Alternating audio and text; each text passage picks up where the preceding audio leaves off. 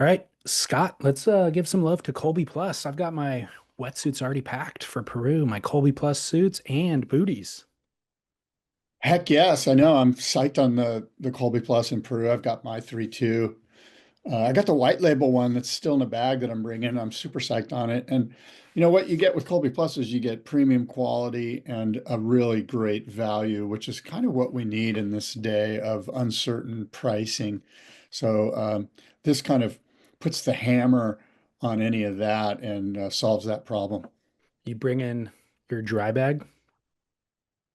I don't know yet. My wife's got all sorts of options for me here to to pack. I've got so much gear on this trip, it's ridiculous because of the foil thing. So I may be bringing my Colby Plus dry bag. I'm not sure. Yeah, I kind of had it stashed away in the closet and then realized I don't get the chance to use it very often because it's such a heavy duty thing, but this might be an opportunity. Well, you can throw it in the back in the boat, like we're Exactly. gonna be Yeah. getting picked up by a boat. So you can have water and sandwiches and you can have a whole situation. Yeah, so these obviously we always talk about the wetsuits at Colby Plus, but they also have three different sizes of bags that use this. I think it's called a tie something zipper. It's this like high quality zipper system that is waterproof and airproof. So the bags are created out of waterproof, airproof, or I think waterproof it's material. T-lock.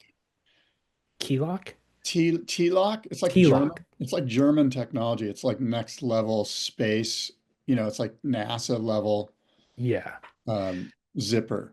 Because you can make quality material, but it's the zipper that'll be what lets air in, basically, or water in. So the zipper is key. But basically, once you zip the bags up, they're airtight. You could use it as a flotation device if you were in a situation where you needed to.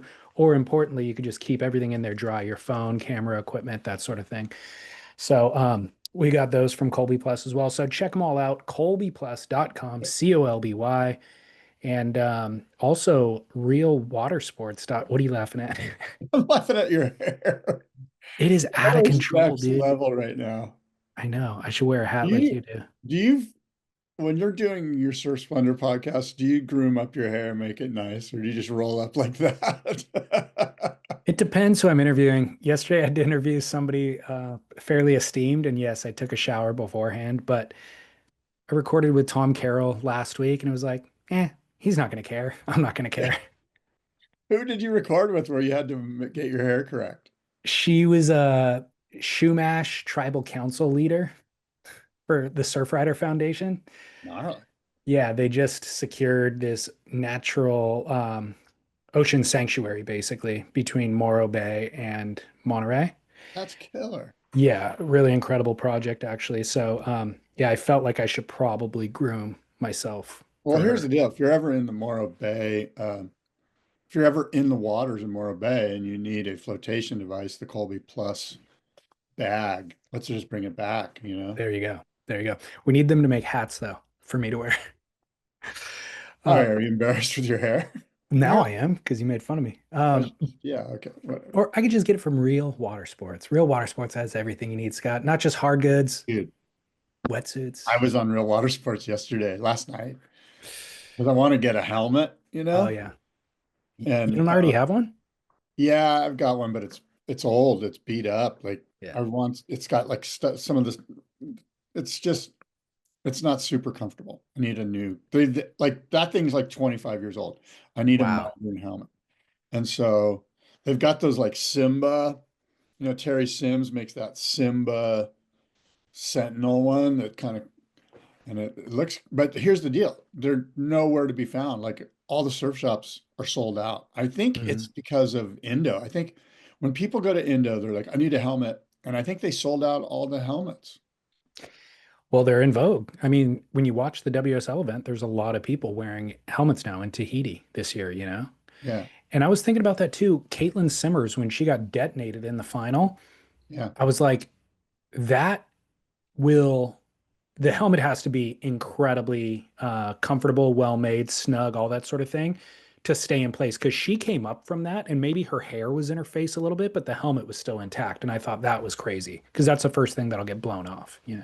Well, Real Water Sports, they've got helmets. They got helmets from Oakley and some other places. And like I said, the surf shops around here. And even when I went onto that helmet website, I think it's Hyda, Hyda. I'm not sure that they I don't want to misspeak. They might have them in stock on their website, but at that point, I needed to measure my head and I didn't have the measuring tool. I was just going to go into a surf shop and put on the one that fit good, Yeah. and none of the surf shops have them. Well, realwatersports.com has everything you need for any water sport at all and great customer service, shipping, all that kind of stuff. Realwatersports.com. And I believe, isn't Trip in Chicama right now? I don't know. Is I he? think they are. I think they are. Oh. Anyway, we better get to the show. As we see some movement at the takeoff zone, it's Kelly Slater grabbing rail. Yeah, guy. Yeah. Ah, a guttural, yeah, guy from the depths. Good morning. This is Spit Podcast. David Lee Scales, Scott Bass with you, and we're talking all things surf on this August 20th. David, good morning. Extra guttural? Is that because you're extra psyched today?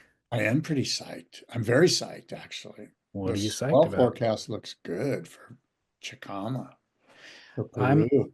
I almost outlined an entire Peru episode today For today, you mean, or for when we're over in Peru? for today. Like Oh, I've sometimes made the mistake of not like the first time we went to El Salvador. It's like, I've seen the waves enough. I don't need to study up anymore, like we'll just go and wing it. But then once we got there and met other people on their trip and they're like, yeah, I read a book about the Civil War in El Salvador, and I learned about the politics and all this. They were way more informed than I was, and I realized that I've made that mistake of not preparing enough and not really have an appreciation for the context of the situation that we're going into to fully appreciate the culture, the experience, and all that. So I've been studying up a little bit more about Peru. oh, that's great. I'm looking forward to learning a little bit from you, perhaps. Well, the surf history is so rich, man. Yeah, it's funny.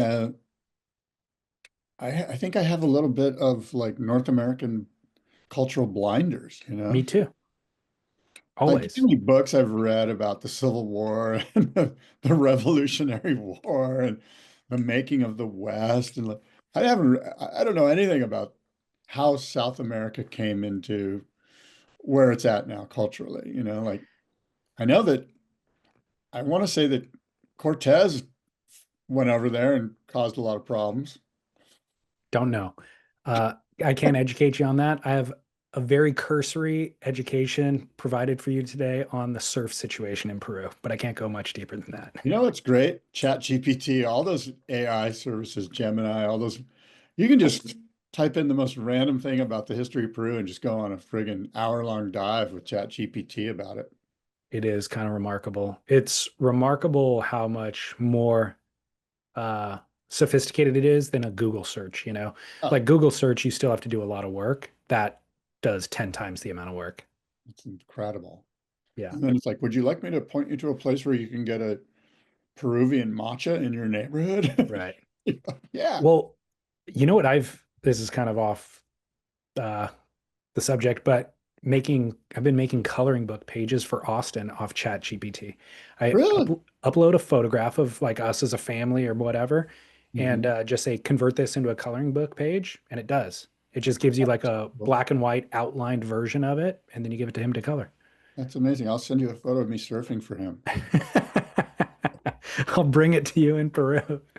Yeah, I can color myself in. It'll be Wait, great. you don't have to send me one. You've already sent me a couple dozen. I've got them all on hand. I have a whole That's file actually. true.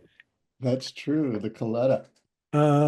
Well, yeah, where do we begin today's show? What do you got? Well, I mean, we got to just kind of get Chopu out of the way. First, let me tell you this. The tickets are on sale now, David, for the Boardroom show. And the VIP dinner with Eric Arakawa, an intimate dinner with 7 other people. It's an 8 people dinner, 3-course meal prepared by professional chefs Aaron and Pam Schwartz, beer, wine, and a chance to pick Eric Arakawa's brain and hear his stories about legends on the North Shore of Oahu.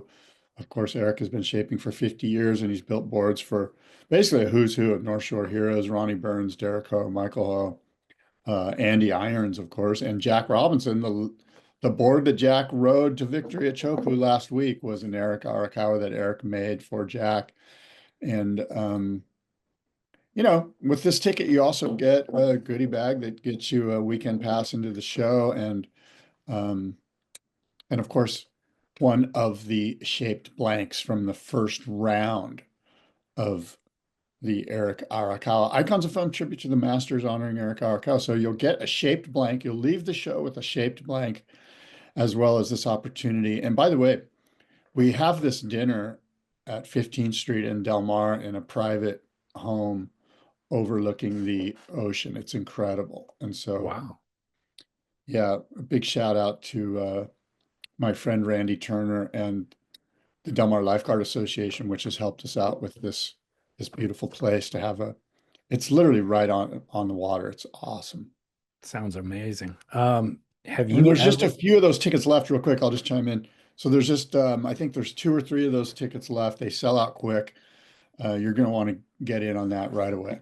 Go ahead. have Sorry. you ever owned and ridden in Arakawa? No, Me neither. I haven't. I almost feel like I need to get on the program. You Me know what I too. mean? I'm realizing that as we're talking because I've hung out with Eric, I've interviewed him, been to the factory a couple of different times, and I think I always felt like they were more high performance than I am and made for good Hawaiian surf. And it's like when I get to Hawaii, if the waves are good, I'm like, let me go find somewhere that's not as big and powerful.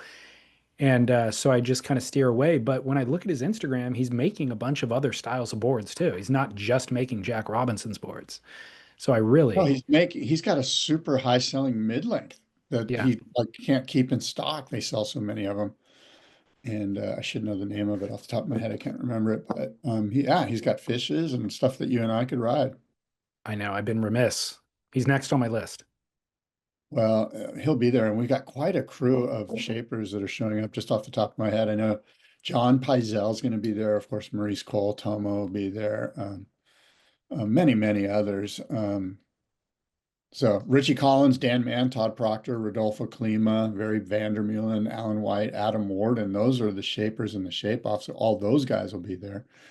And it's going to be a great opportunity for the surf public to really get into the surfboard building community and network and say hi to everybody. And yeah, Rarely do we see this many surfboard luminaries all in one place that is open to the public. yeah, there will always be surprises too. There's, um, Attendees who are just Tom yeah, Curran attendees. attends, Rob Yeah. Machado, whatever. Oh yeah, all those guys will be there for sure. And then, um, what's the guy's name that does the crazy YouTube stuff? The Ben crazy. Gravy. Ben Gravy. Ben Gravy will be there. Now, So does he have a booth this year? yeah. Yeah, I think he introduced his hardboard line last year, if I'm not mistaken. Yeah, I think Mike, I gosh, can't remember his last name. Like, Mike this guy in Oceanside makes his boards. Is Yeah. it Mike Brown? I think yeah, Mike Brown. Mike Brown. Well, I'm excited. I'm looking forward to it.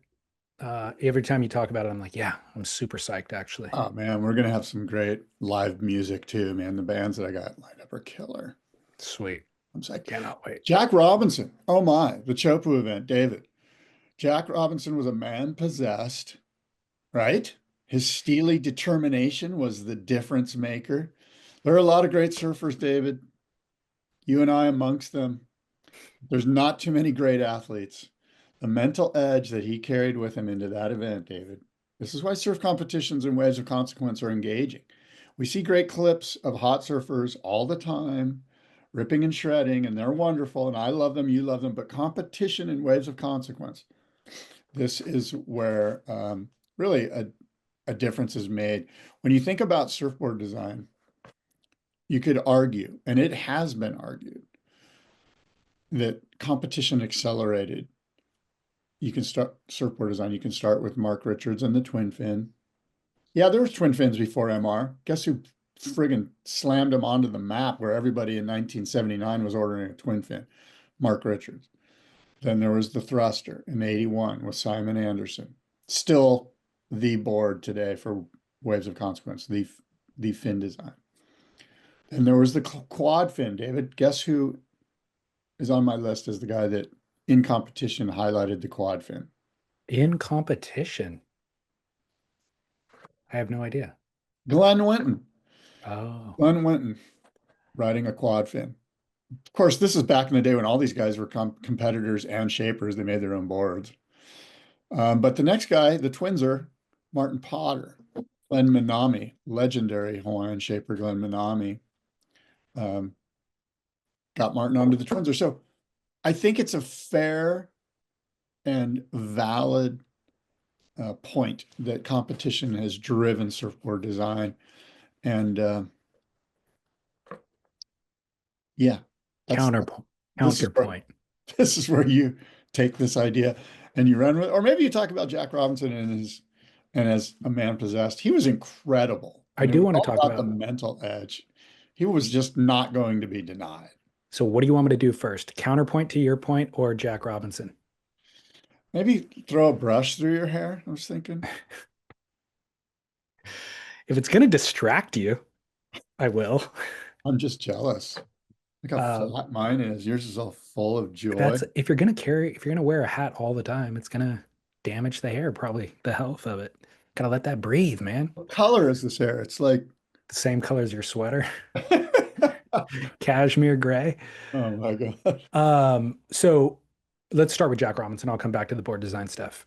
Okay. Uh, yes, it was remarkable to witness that there was another dimension of something happening there that was beyond his surfing ability or beyond his competitor's ability.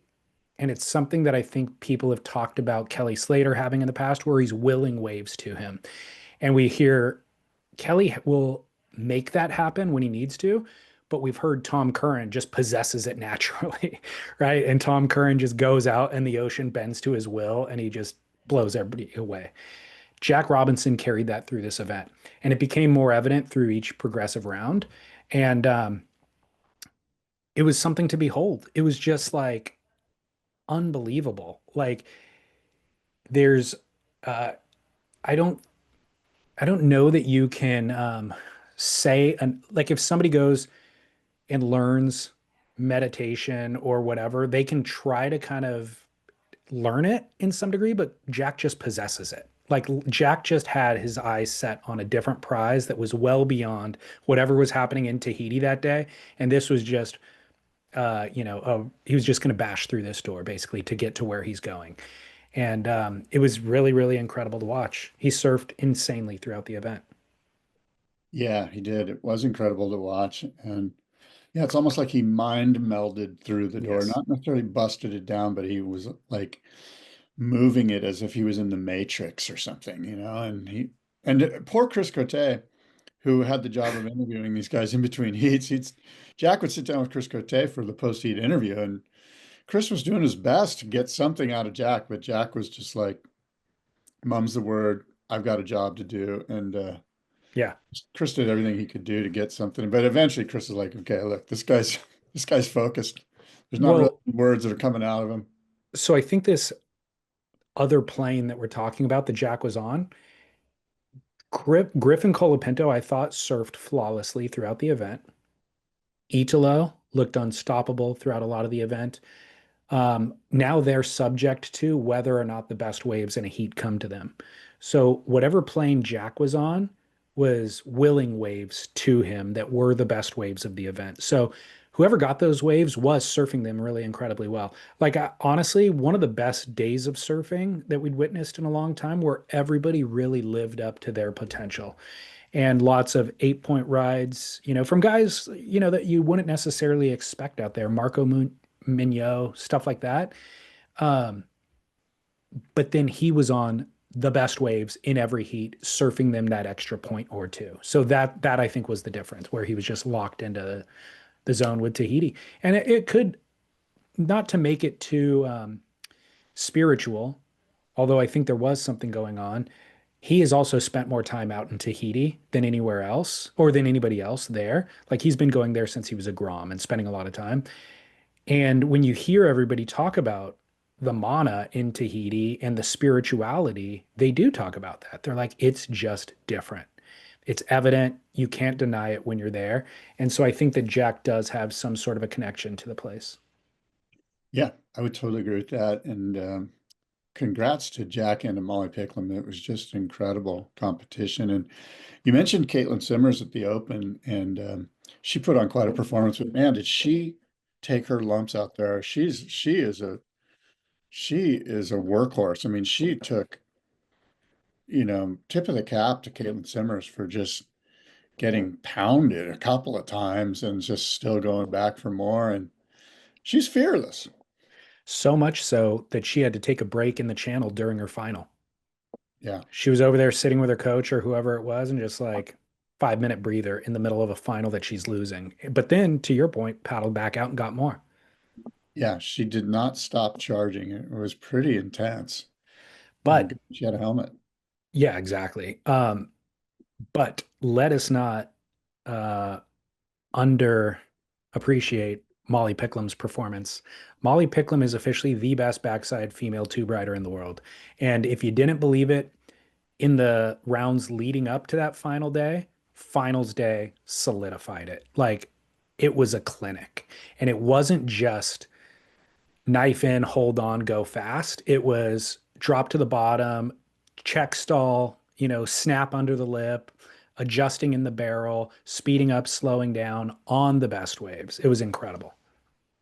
Totally agree. And I think we maybe got an email or a DM or something that said, "Hey, you guys aren't giving Molly Picklum enough credit." And I think he's right. I Totally. think for whatever reason, probably because I can't speak for you, but I've got, Caitlin Simmers and Aaron Brooks on the brain, just like that's the next new thing. And Molly is the thing. Like Molly is it. Like she's going to be tough to beat at Cloud Break. Well, this sets up kind of a really, really great, dramatic precursor to a finals event at Cloudbreak because the way that we saw Caitlin get trounced in the final at Tahiti was very unusual. And I think she's going to be coming back with a real, real fire in her belly to get one back on Molly. So if she can get into that final exchange with Molly, because Molly's in first position, I think Caitlin's going to bring the heat. Well, during the event, we learned some interesting stuff, at least I did, that how close Molly and Caitlin Simmers are. Apparently, they're pretty good friends. They hang out, on off days and go do cultural events, and they seem to be pretty tight. And the fan in me kind of cringes at that. I don't like that. I want there to be a little edge. Now, God bless them for being wonderful humans and enjoying each other's company. And it seems as if there's a little bit of you know, a sisterly love there, which is great. But I mean, even the question was brought up during the broadcast, like, can you have a rivalry and be best friends? So, you know what the women have been great at doing is rewiring our appreciation for surfing. Um, Stephanie Gilmore, her grace and style is like, oh my God, that's equally as impressive, if not more impressive than what any of the men are doing on tour. And then Caitlin has kind of reinvented it on her own terms. And so this could be a new era where we thought what we needed was pure aggression in these rivalries. And these girls might unlock some new plane that is like, no, as a duo, they're taking it to new spots together. Well, it's funny when it was going down, I was like, gosh, that's a great question. Can women have a true, meaningful, powerful rivalry and be best friends? And I realized that, and this is, of course, on a much smaller scale, but when I was competing, 30 years ago or whatever, on like the longboard thing, my best friend was my competitor, and we had a massive rivalry. Whenever we put on a jersey, it was on. Like I don't want to say hate isn't the right word, but we had a desire to beat the other like no other. So I do think it's possible to have a rivalry and be friends. And in fact, in some ways, from my experience, it heightened my intensity because we were such good buddies. That's a great point. Yeah. I think we do see that happening. You hear about, I mean, Shane Dorian and Ross Williams, back in the day. And then not to sound too gender bias here, but the the biggest fights or whatever rivalries I've ever seen in my life have been between women. Like they will hold a grudge more than anybody. And it's always they started as best friends and now they hate each other and they don't talk again for the rest of their life. So there may be another chapter of the Molly Caitlin thing. Comes after a world title or two, somebody aggrieves the other person, and then boom, locking uh horns Well, the rest of where time. it could take place, and it won't at cloud break because of the rules, but a crack in the armor, so to speak, could take place when at the beginning of the heat there's a paddle battle for priority, and it gets to a point where it's like, like you say, that's not cool, man, and now things, no pun intended, start to simmer. We can only hope. We'll see. Either way, sets up a lot of drama for Cloud Break. Yeah. Uh, Well, yeah. Do you want to go into Peru or do you want to? I got one not, more thing. I don't know if you saw the Griffin wipe out of his life toe in wave. He didn't. He was actually paddling out. He wasn't riding the wave. Did you see that? I saw it on Surfer Magazine. They have a video. I don't think so. Named Pete. I saw some of the toe day stuff before the event and definitely saw a wipeout, but he was paddling for the wave on that one. Well, if you go on Surfer, there's a YouTube video, and the videographer calls Griffin and walks him through the whole scene, shows him the video clip, and Griffin goes through it, and it's just intense. And I don't know if you saw it or not, but I think you just said you didn't. But um, Griffin like gets a wave, pin drops, eats shit, gets worked, comes up. There's a little wave in front of him. He paddles over it. He thinks he's okay, paddles over it, and sure enough, the horizon's dark. Everyone's whistling and screaming, and everyone's paddling for the channel. And there's a massive set bearing down, and he's struggling because he can feel the water drawing off the reef. That's got to be one of the worst feelings in the world when the water's drawing off the reef and you're on the inside. You're screwed. And Eli Olsen gets like the biggest tow wave of the day right in front of Griffin. Griffin bails out on his board, swims down 3 strokes, realizes he's getting pulled over, swims up to the top of the wave, gets one big grasp, and you see him and his board just get pitched over Eli Olsen, and he just gets pummeled. Doesn't hit the bottom, but it's just getting wrecked. And then comes up, sure enough, another wave's on him. He gets wrecked again, comes up with no air, and just right there gets grabbed by the ski guys who are incredible. Those guys are unsung heroes. Grabs Griffin, and he broke his board. It was horrendous, and it makes for quite a visual to watch the video. So I would suggest everyone go over where I found it was on Surfer Magazine's website, and yeah. Good on them for excavating that story because I feel like there's actually dozens of those scenarios that happen during swells like that just if you're not there, you don't know. But they are incredibly intense, important, and in ways for us to kind of glean insights.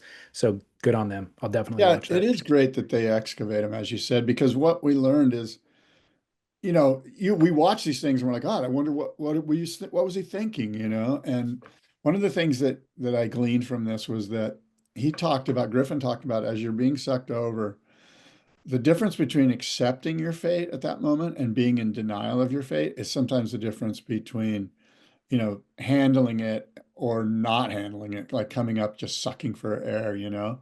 This difference between when you're like in that, oh no, you can kind of let go and just like, here it goes, here it comes, or you can be like, in Tense a up. direct moment and tense up, and that's the worst thing you can do. But his impact vest got ripped off over his head. But anyway, it was really interesting. Did we discuss the Kaiuli Vost not wearing a leash? I don't think so. So were you aware of this? No. So in Kaiuli Vost's heat, he was not wearing a leash. And they interviewed him about it afterwards. And he goes, yeah, no, why? There's no point in wearing a leash out there because when you come up from a wipeout or whatever, um, nanoseconds are vital. And if that situation is coming where there's a wave coming, you want to be able to paddle the channel quickly. You don't have 3 seconds even for your tombstoning board to like stop tombstoning for you to grab it to get on it. He's like, at that point, And also the way that the mechanics work there is it just gets washed into the lagoon. Yeah. So if you're going to have to do a lap anyways, let your board go in without you. You're safe. You can just kind of swim and do what you need to do, dive down without that tension on your foot holding you down. Save that precious time. Go and retrieve your board. You're back in the lineup in 3 minutes, so don't need a leash. Of course, this is specific probably to competition and to when there's jet skis helping you out. And the commentary team talked about it, validated it. Everybody kind of gave thumbs up, like, wow, great insights. This guy's a pro. Like, maybe we should consider doing this in the future. CJ Hobgood ended up reaching out to me in the interim, and he was like, I disagree. I don't know that he fully said I disagree. I think it was kind of like good for him. However, dangerous to put that information out there because the reality is it's a flotation device as well. So, yeah, in this one scenario, you save time when you need it. But in a lot of other scenarios, you need that flotation device, you know? And in the situation that you're talking about with Griffin, where he comes up from a wave, maybe that 3 seconds that you lose from the tombstoning, you can make up once you're laying on the board paddling because you can paddle faster than you can swim. So there actually is value to having the flotation device and the paddling assist once you get back on the board. So the other thing that I thought about though was um, when I was a kid, they made these quick release leashes, and they don't have those anymore. And I actually don't like the way that leashes are manufactured now, where the pull tab on the Velcro isn't the end of the Velcro. There's another inch of Velcro on the other side of the pull tab. So you go to pull off your leash and you can't do it. What you need to do is grab the little tab of Velcro that's an inch beyond the pull tab and kind of peel that up, and then the pull tab works to get leverage. But there's no quick release unless you grab that little pull or that little bit of Velcro beyond the pull tab. And it's kind of hard to get your fingers on. So like once you're on land, you can do it, but it's a little bit hard. But if you're underwater in a critical situation, it's incredibly difficult to pull your leash off nowadays. I almost want to trim that little bit of Velcro off. Yeah. And I was going to make a joke about what else you could trim, but I'm just not going to go there. But yeah, okay. Get angry at your little 1 inch of leash there. All right, I fine. was just thinking, dude, you and I are never in critical situations where that's going to be an issue. It's when I trip on my leash when I'm walking into the water that I'm like flailing in the shore break. We're going to Chicama. I'm not going to be pulling my leash off. By the way, speaking of leashes in Chicama, I want to give a big shout out to the guys at Channel Islands who set us up with killer board bags, Channel Islands board bags, and Channel Islands leashes a couple of years ago. I want to say when we were going to El Salvador, maybe 2 years ago. Mhm. But that board bag, and I still have the leash. I've been wearing it. That's why it reminded me. Great, incredible accessories from Channel Island surfboards. So I I still love it. have my leash is the same leash I'm still using. It's a year and a half later. And Yeah, yeah, that's the board bag I'm bringing and the Snuggie sock. I don't know if you have one of those. It's super of course. plush Snuggie sock. And the Yes, rails on the Snuggie sock are actually padded a little bit. padded Snuggie sock rails. Snuggie 2.0. Thank you, Channel Islands. I've been using that thing for years and I dig it. Me too. So kind of coming out of Tahiti, I know we have time before cloud break happens. About a Oh my week. God, the the forecast is really good for like the last from like the first, the second, and the third of September. The forecast for cloud break looks good, like 8 to 10. I mean, Surfline always over high. It'll probably get trimmed down to 6 to 8 or something, but the winds look, the thing is about Fiji is just you never know. Winds out there, it just changes all the time, but the forecast looks good. Well, look, they have, I think, a 7 day window to run 1 day of surf, so they can really, really pick it. Yeah, I think the second or the third or maybe the fourth, it's looking like could be prime. Well, it's the 27th to the 3rd, I believe. So, yeah, if it happens on the 4th, it might be a little bit late. Okay, September 4th, actually, August 27th to September 4th. So that could work. We can do a deeper dive into it next week, I suppose, but just on cursory take coming out of Tahiti, who's your Yeah. pick for the men? Who's your pick for the women?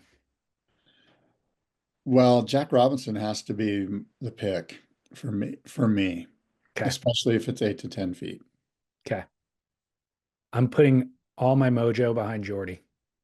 Wow, that's incredible. That's a I know, especially coming out of Tahiti, he does not look like the right choice, yeah. but I feel like he's going to have taken notes from Jack Robinson's mental state and he's going to show up with 20 years of potential and expectation and just channel that all into one day of surfing, two heats, four waves.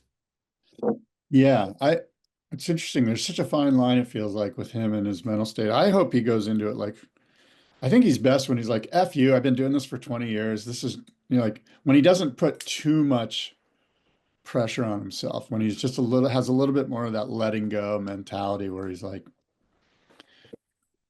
I've been out here forever. I've been doing this. This is my life. Like I own this space right now. Are you kidding me? I know. I know. I don't know. Yes, do that, Jordy, and do the other thing and just do it all on one day.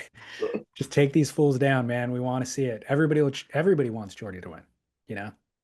Um, so you pick Jack, I'll pick Jordy, and then on the women's side, I'm going Molly Picklum just because, yeah, I felt her performance was just undeniable, and she's in pole position. She only has to win one heat.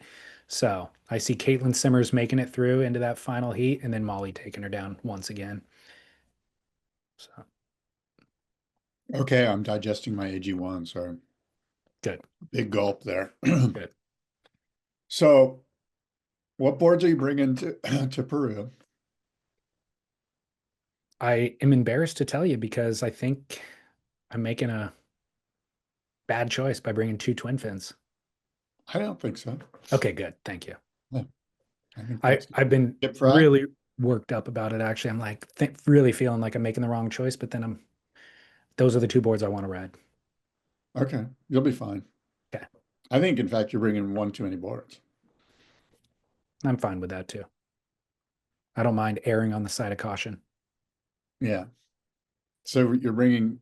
You don't want to say the brands. No, I will. Yeah. No, I'm bringing that Tom and skip Jones. fry. I'm bringing that skip fry fish just Yeah, because I need to spend more time on it and I want to ride it in good waves, yeah. even though backside on a keel fin. But you know what? I say that is a challenging way to surf backside on a keel fin, but I need the experience. I need the time in the water, and so this will provide the perfect opportunity for that. Yeah. Well. And then the other one is the 6'6" Dead Kooks Yin Yang twin that Oh, I brought to El Salvador with the sea drive fins in it. killer. Yeah, good stuff. Yeah, I feel like that board backside is actually not really that inhibiting, especially with the sea drives. I get more pivot out of those. So I feel like it is kind of a horizontal wave, but if I need to go vert, if I have the opportunity or a section to go vert, I feel like I could pull it off on those fins. You absolutely will. I was watching the Chicama cam this morning, and there was guys out ripping, and there's absolutely sections where it zippers off, and there's moments to get vertical. It's not all like out on the shoulder roundhouses. Good. Cool. What about wetsuits? Or you mentioned, is it a You, 3.2 or a 4.3, the Colby uh, Plus? well, it was a no-brainer for me to bring a 4.3 in addition to the 3.2, but then everybody in the group chat is like thinking a 4.3 is too much wetsuit, but I'm bringing one of each. Yeah, the only thing is there might be some wind in the afternoon, which chills you down a little bit. Yeah. Yeah. I'm bringing one of Booties? each. Booties? I'm bringing booties, but I don't know that I'll wear them. Hood? No, but should I? I don't know. I mean, the water's only, it's not that cold, but maybe for the wind, you wear a hood. You know, it's a good move, I think, What? is that Florence, that that SPF Florence rash guard thing. What do they call that thing? Yeah, the hooded rash guard. Yeah, the hooded rash guard. That thing underneath your suit and just pull the hood over when you need a little bit of warmth in your head. Because it's light, Just but it will provide plenty of warmth. warmth for me, it's more a matter of getting direct wind into the ear that I'm trying to block a lot of the times. And that does it perfectly. Yeah. Okay, cool. I'll bring that then. Good All right. thinking. What are you bringing? I'm bringing a quad, a 6.6 quad fin DK made for me, DK surfboards. And I've ridden that a few times and I dig it. You know what's so great? When you paddle out on a board and you immediately just can surf it. Like it just like there was no, okay, I got to figure this board out moment. There wasn't like, I'll need 3 more waves to get this thing figured out. It was just like immediately boom, boom, boom, boom, boom, boom, boom. And of course, DK is an incredible shaper and makes all, I think 90% of the Pizels here in Southern California. And a foil. I'm bringing, yeah, I'm bringing a foil with 2 foil boards, one for towing and one for prone. But just one foil. I'm just bringing one setup. Okay, gotcha. Yeah. All right. And a helmet. Perfect. So you did find the helmet. No, I'm bringing my old one unless I find a new one. Gotcha. Okay. And You know what's yeah. you know what Go ahead. else is, I don't know if you noticed this, but you're talking about is it Rudolfo Klima who's coming to the Boardroom Yeah. show? Yeah, Rodolfo. So Waterways sent us a list of the rental boards that are at the Chicama boutique resort that we're staying at, and Yeah. a bunch of those boards were his boards. Really? Climax. I'm stoked. By the way, I was going to ask you this. Maybe I should ask you offline, but I'll ask you online. Do you have a lineup of, have you thought about, I guess what I'm saying is, would you please consider interviewing some of these shapers that are in the shape off? I know you've interviewed Richie. What about No, like I would Rodolfo? love to. Yes, I would love to. And What about Todd Proctor? yes, Dan, man, I mean, I'm not going to put you on the spot, but if you could interview those guys prior to the boardroom show, I think it would be really cool to get their insights on what they're thinking and all that, you know. Of course, done I deal. should do it, but I'm just a little bit small. No, done deal. Let's do it. I thought you were going to say trying to do it at the Boardroom show, which is always No, like no, it's no, no. so hard to No, pull no, off. build up pre-hype, you know, interview Okay. about the whole deal. Yeah, let's do it. Done deal. I think that's a great idea. I've got a who said that for you that uh incorporates some of my Peru education. Okay, bring it on, You ready mofo. for it? Yeah. All right. This is a quote from an interview that was done. I won't say when, but the surfer said, quote, I was invited to the first Duke contest in 65, but wasn't really into it by then. I went to the world contest in Peru that year, but got knocked out early. Then I didn't go to the 66 world contest at all. I was so into skiing at that time. All of my energy was going into skiing. I was out of surfing again. It was sort of a few years earlier when I had been really focused on cars. I bought some property on Kauai in 1967, and that's when I went bananas again over surfing full on. After winning Makaha in 67 and 68, the rich guys running the Peru contest would invite the winner of the Duke and winner of Makaha, all expenses paid, plane tickets, everything. So I went in 68 and 70 and won both times. This, of course, was during the heyday of Club Waikiki. Do you even need me to I give you? I don't think, let me try without Joey Cabell. Yes, Joey Cabell it is. Ha! Well done. Thank you. At first, I Uh, was thinking it was I thought maybe it's Felipe Pomar at first, at the first couple of sentences, but Good call, man. Great call. So I'm interviewing Joey Cabell on Friday. oh God, that's gonna be great. Good for I you. know. It's gonna be unreal. I'm really looking forward to it. I'm really just gonna strap in and just be like, dude, go ahead, just go, just talk. I'm just hanging out. Ignore the cameras. Just Hey, talk. we should do I don't know if I have, uh, yeah, I got some time. Are we gonna do a bonus show for the Patreon Yeah, listeners? yeah. Because I have a really good question for you, Oh, but I'm gonna perfect. save it. I'm gonna save it for the Patreon. Don't forget it. Oh, no, I won't forget. Okay, good. I'll remind you.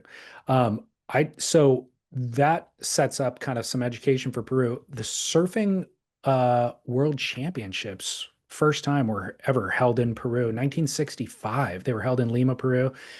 And Matt Warshaw says it's been a surf world oddity. Of the six pre-professional world titles, which took place from 64 to 72, Peru was the only one scheduled in an odd number year, the only one held in big waves and the only one to produce a Latin American winner. The contest was essentially an overlay for the 1965 Peru International, which was at the same location in the same format, which meant there were actually two men's division winners. A small wave contest won by Paul Strauch, and then the big wave contest and the de facto world titles won by Felipe Pomar. Joyce Hoffman also won the women's event, but nobody paid attention to that. Surfer Magazine's world title coverage ran 7 pages and 22 photos, and the women got 0 pics and 2 throwaway sentences of text in that article written by John Severson. Wow. Yeah. Wow. It's interesting because if I can go on a fun little side note here, I was at Joe Roper's yesterday, and I was looking, he has this radical trophy, and it's the 1965 Malibu Surfing Association, or Malibu Invitational, if you will. Big ass trophy, and it's the women's division winner trophy. And he's like, gosh, I wonder whose trophy this is. We were trying to figure it out. So I went on Chat GPT. I'm like, who won the Malibu Invitational MSA event in 1960? Who won the women's division? And Chat GPT like spits out this answer. It's like, we couldn't really find the women's division champion, but we know that the men's division champion was Stephen Bigler and Joey Hamasaki. And I'm thinking to myself, Joey Hamasaki is actually a female, and Chat GPT thought it was a male. So Joey Hamasaki must have been the winner of the 65 Malibu Invitational. Interesting. Yeah. Recently passed away, by the way. Yeah. So, but You yeah, were that saying makes that makes a lot of sense. And by the way, ChatGPT is far from perfect because I've had lots of scenarios like that where I just need it to guide me in the right way, and then it gives me the info, and I go, "Oh yeah, no, that's not right." Yeah. So a lot can be lost to history if we just rely on ChatGPT for fact. Yeah. Why rely on that when you have us? We're like mental. We've got it on lockdown. Mental fortresses, nothing Yes. gets through. Well, What about a book? Are you bringing a book? I will bring a book. I don't know what book though. I haven't really got that far yet. Joey Cabell mentioned Club Waikiki being at its heyday, and I interviewed Felipe Pomar a couple of years ago, multi-part interview, and he referenced Club Waikiki. I've heard it talked about at times, but I didn't really fully appreciate what it was. So here we go on Waikiki, Club Waikiki, upscale Peruvian beachfront surfing club located in Miraflores, the wealthiest suburb of Lima, and it was founded in 1942. So again, when I was talking about Peru has a lot of surf history, think about this. They had an incredible surf club in 1942. That's amazing. Right. So it was founded by Peru's original gentleman surfer, Carlos Dogni, described by champion Peruvian surfer Magu de la Rosa as the engine of surfing in Peru, and by Nobel laureate writer Maru Vargas as a symbol of snobbery. So two different opinions on Club Waikiki. Well, and apparently it was pretty hoity-toity, so I think that turned some people off, especially when American surfers came and went. I read quotes from like Mike Doyle, I forget who else, who were just like, dude, there's like caddies basically who carry your board down to the beach for you and stuff. Like, get your hands off my board. Like being at Augusta National playing golf with surfboards. That's exactly, I think, what they were trying to do. But anyways, while visiting Hawaii in 1934, Dogny was introduced to surfing by Duke Kahanamoku. And 3 years later, the Hawaiian swimming and surfing icon gave Dogny a board to take back to Peru. Not long after the 1940 earthquake, the devastating earthquake that struck Lima, ruining the beachfront area where Dogny and his new friends surfed and met to ride waves each summer, the Miraflores City Council granted the surfers a plot of land for a clubhouse. The club, they had like a small version of it, but then it was expanded and upgraded in 1956 and then again in 1962. And it became a power spot, not just for surfers, but for those at the highest levels of Peruvian business, entertainment, and government. Dogny himself gave a surf lesson to the Queen of Denmark in the soft rolling breakers outside the club, and Peruvian presidents would often host visiting dignitaries at the club's dining room. Club Waikiki's joining fee in 1964 was $1,200 plus monthly dues, and new members had to be nominated by a club member and approved by a board. So very much like a country club model, and I think that this Dogny character had gone to Waikiki in Hawaii and seen Duko Hanamoku and saw that it was a regal sport. It was a sport of kings and queens. And so brought that DNA back to Peru and treated it as such and created this upper crust kind of version of it. Well, I just Googled it. I'm looking It's at pictures of it. It's it's pretty incredible. insane. It's like a Yeah. pool. It's right on the beach. It's a beautiful, it's kind of got like an outrigger canoe club vibe. There's a bunch of surfers. They're all wearing trunks, but there's also like, you can tell there's like a place to eat that probably requires a certain amount of, you know, dress code, so to speak. But it looks beautiful. And there's some old boards, and I'm very interested in the very first board that Duke made for, what was that guy's name? Carlos Dogny. Carlos Dogny. So pretty interesting. So there's a cool photo gallery on here. Um, It still exists. oh yeah, no, it's a happening thing. It's going down. They have contests there. There's tons of photos. There's an insane fitness, gym. There's pickleball. There's swimming pools. There's a kids area for Austin. There's like meeting rooms. It's full on. It's a happening situation. As my friend at Surfing Village, Paulo, likes to say, what we have here is a situation. Yeah, it's a fucking situation. um, the idea of them treating surfing as an aristocratic endeavor, Yeah. the way that in America we maybe treat golf or polo for sure, is kind of interesting, you know? Well, the waves out front look very Waikiki-ish. Like, oh, what's this? Old boards in a dining room. There's a bunch of old surfboards up in the dining room. As a vintage collector, I'm looking and going, oh man, that's a honey hole. Yeah, the waves out front looks like roly-poly, fun little situation. Yeah, exactly. For anybody who's certainly learning how to surf and being introduced to it, that is kind of the perfect location, it seems. Yeah. So it is also worth noting that there is a school of thought that surfing was invented in Peru. Well, for sure. That's been argued, right, with those. And I think Matt Warshaw does a pretty good job of breaking it down because they had those things. It starts with the C, and I'm going to butcher it. It was like a Cibellario or something, that they used. They were like reeds that had almost like a boat, like a stand-up paddleboard made of reeds, so to speak. But to break it down the way Matt did is, yeah, they probably rode waves before anyone dating back to like 800 AD after. And but they didn't do it for pleasure. And it's suggested that the Polynesians actually did it as a community, as a village for pleasure, rather than a way to get to and from your workplace, which is what Matt was sort of suggesting. But again, I'm not here to take one side or the other. So the Wouldn't surprise me as a guy who rides waves, and you too, that once you catch a wave, you're like, yeah, okay, maybe this is how I get out to my fishing zone, but I'm also having a hell of a good time doing this. I'm going to go do it on my day off, just catch a few waves. Yeah, you're correct. That's the distinction Matt makes is recreation versus fishing, coming in from fishing. But I agree with you that there's no way to say that a fisherman did that first to get in and then didn't say, I'm going to go back and catch one more. And it became recreation at that Yeah. moment, So there's no way to define that exactly. Anybody from Peru will tell you it was invented there. And Well, and the Hawaiians will tell you opposite, and it's actually quite a hot button issue, I think, amongst certain people. So yeah, well, not for me to say. as it relates to the spot that we're going, the Chicama waves were first spotted in the air by Hawaiian surfer Chuck Shipman in 1967.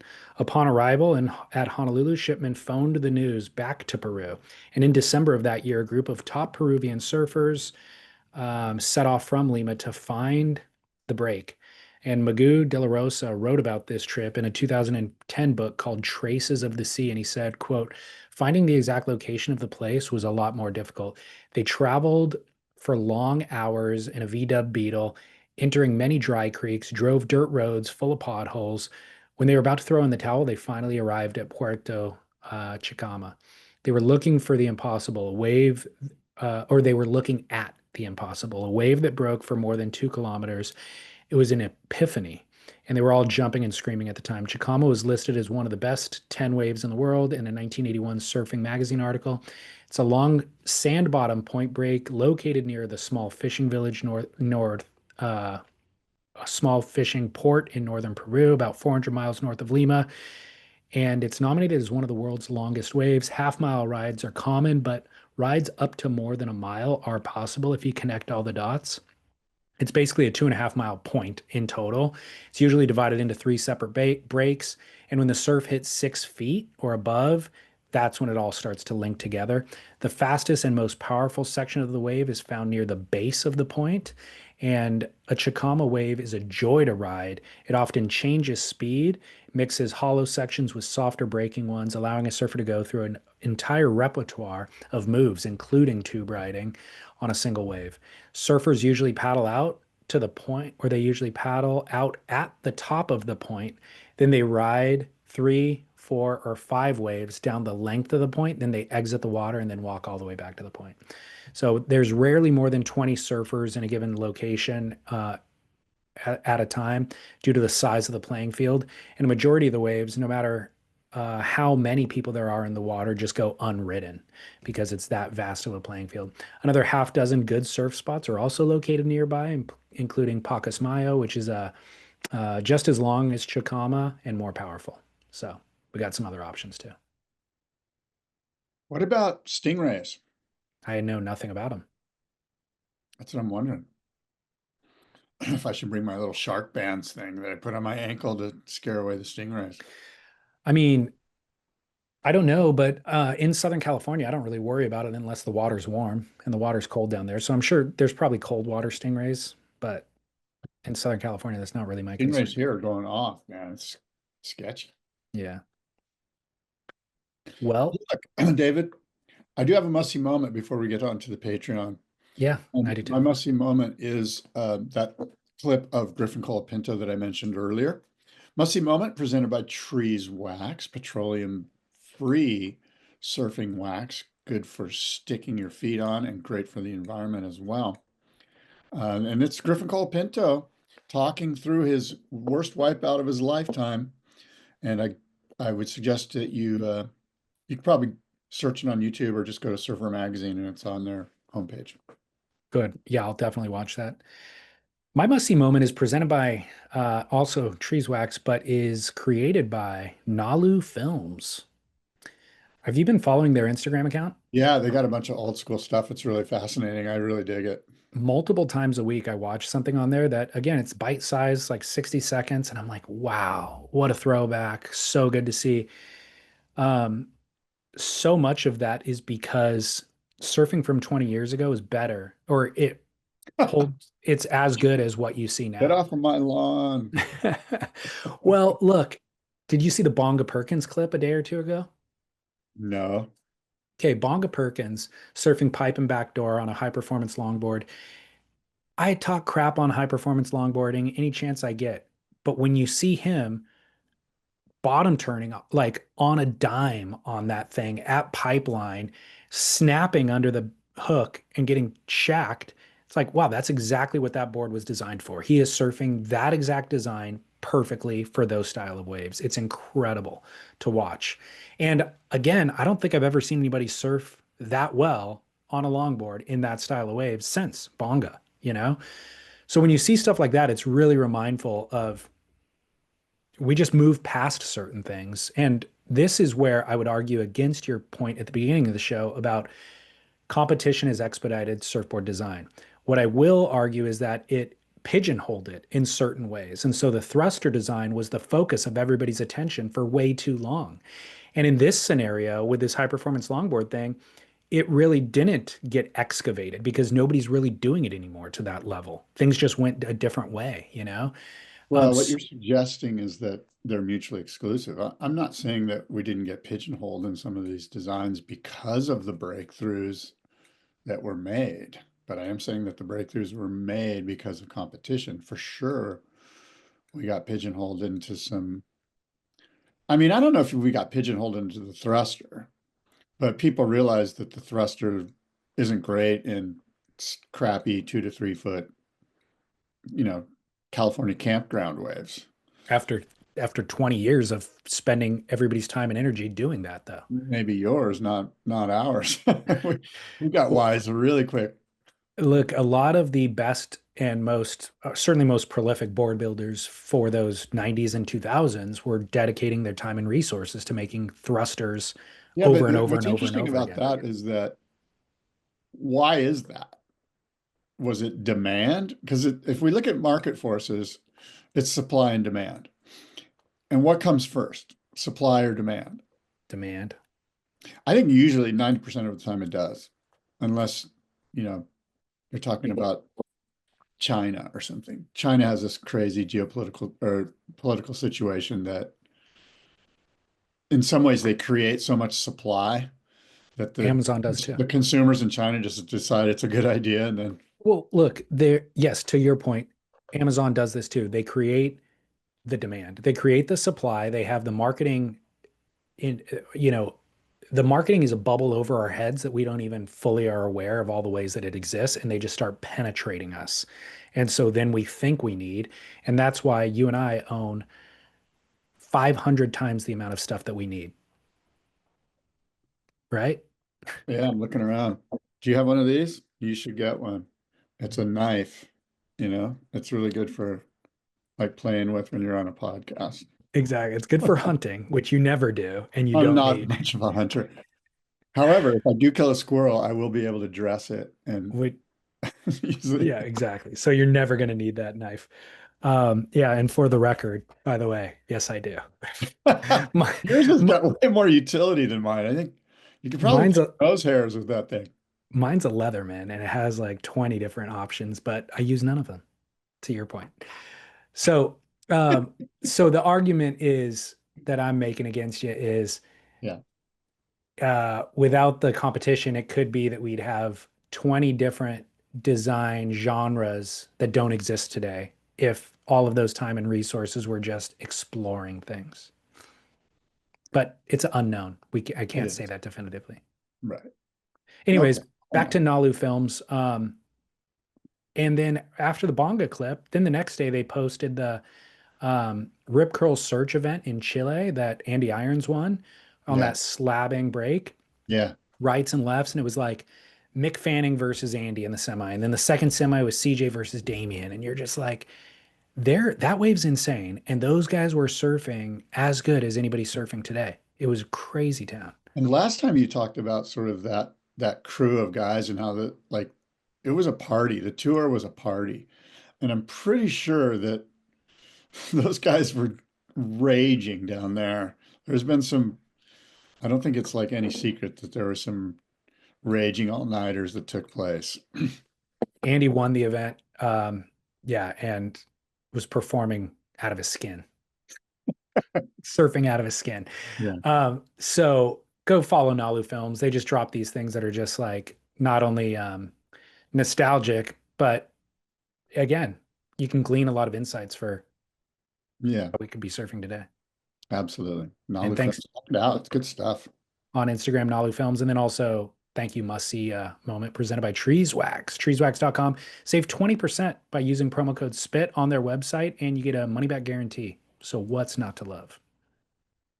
You know what? Until next time, David, adios and aloha. But stay with us if you're a Patreon member, because we're going to do another little bonus show here for you.